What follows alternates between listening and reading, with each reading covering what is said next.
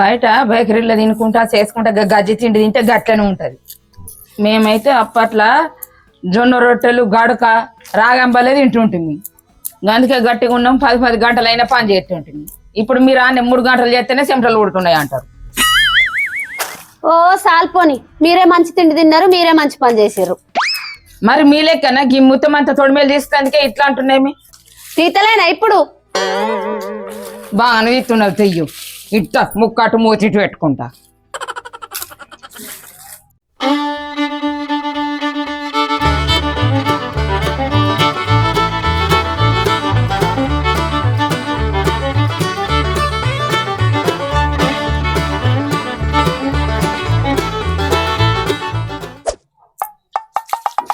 అబ్బా, మా అత్తమ్మ ఇవన్నీ నాతో చేపిస్తాయి.